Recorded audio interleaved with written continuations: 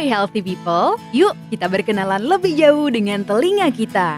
Telinga adalah salah satu indera manusia yang dipakai untuk mendengar. Tapi tahukah kamu gimana proses di dalam telinga sampai bisa mendengar suara?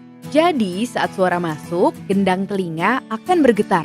Getaran itu akan diteruskan ke telinga tengah melalui 3 tulang pendengaran, lalu menuju rambut-rambut halus di dalam koklea dan berakhir dengan mengirim sinyal ke otak melalui syaraf pendengaran. Tapi ada beberapa orang yang mengalami gangguan pendengaran atau biasa disebut tuli. Nah, ini dia faktor-faktor yang menyebabkan seseorang bisa tuli.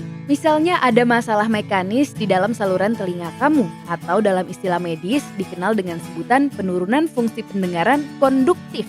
Selanjutnya ada sesuatu yang menghalangi getaran untuk masuk ke dalam telinga tengah atau juga bisa disebut penurunan fungsi pendengaran sensori neural. Kerusakan pada telinga dalam, ada gangguan pada syaraf pendengaran, dan yang terakhir gabungan antara penurunan fungsi pendengaran konduktif dan sensori neural. Kenapa ya fungsi pendengaran bisa menurun? Faktor-faktornya, misalnya kamu sering mendengarkan suara yang keras banget. Ada infeksi telinga karena konsumsi obat-obatan tertentu, karena ada beberapa penyakit misalnya infeksi syaraf dan otak, tumor, gondongan, campak, meningitis, dan lain-lainnya. Dan yang terakhir, karena usia yang semakin menua. Tentang jenis-jenis tuli, ternyata tuli itu dibagi menjadi beberapa jenis healthy people. Yang pertama, tuli ringan. Penderita tuli ringan biasanya sulit mendengar di lingkungan yang berisik. Yang kedua, tuli sedang. Biasanya menggunakan sebuah alat bantu pendengaran untuk mendengar suara. Yang ketiga, penderita tuli berat menggunakan alat bantu pendengaran sekaligus menyimak bahasa bibir atau bahasa isyarat lawan bicaranya. Dan yang terakhir, penderita tuli sangat berat.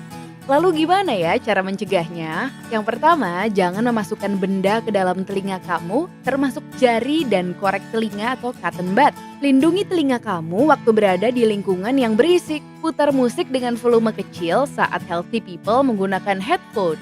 Dan yang terakhir, lakukan tes indera pendengaran secara rutin dan konsultasilah ke dokter kalau kamu mengalami gangguan pendengaran yang serius supaya bisa mendapatkan pengobatan seperti pembersihan kotoran di dalam telinga, mendapat resep alat bantu pendengaran, pemasangan koklea implan, pembedahan, dan beragam terapi lainnya. Nah, sekarang kan kita udah lebih kenal sama telinga. Coba yuk tambah ilmu kita dengan belajar bahasa isyarat supaya kita bisa berkomunikasi dengan siapapun termasuk dengan teman yang tuli. Tunggu video selanjutnya ya healthy people. Jangan lupa like, share, dan subscribe dan klik di www.hidokter.com untuk info kesehatan yang lebih lengkap.